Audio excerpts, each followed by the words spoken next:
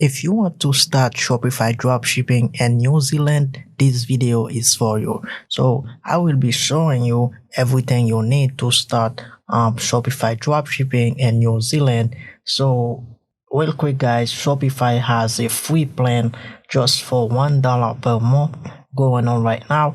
When you're using this link in the description, you will get 3 months for $3. So every month you will pay $1 for 3 months. So I don't know for how long this plan will stay, but make sure you hurry up guys, get this opportunity by clicking the link in the description before Shopify take down this discount. So I will leave the link in the description so you can grab the discount to start your Shopify dropshipping in New Zealand. So let me go to the step.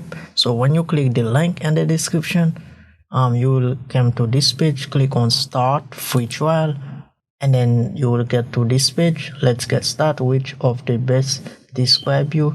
So I'm just starting. Click right here and then click next, and then right here you see many options. They ask you if you want to create a fully customized website,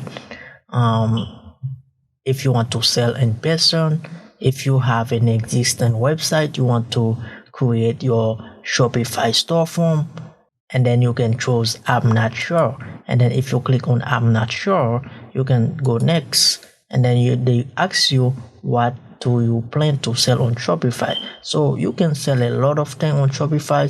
You can sell music, art, NFTs, coaching, housing, consultant service, and print on demand dropshipping product, which is most of these people using. Or you can choose I will decide later. So if you want to choose dropshipping, just click right here and then click next, and then right here choose your country, which is New Zealand. Where is New Zealand? Oh, right here. Here's New Zealand. And then when you're done with New Zealand, where your business is located, just go next. And then here you can create your ID. But before you create your ID, if you go right here, here's a guide I just prepared for you. So if you go to this list of requirement, if you want this exact sheet, I will leave it in the link in the description as well, so you can go through this sheet.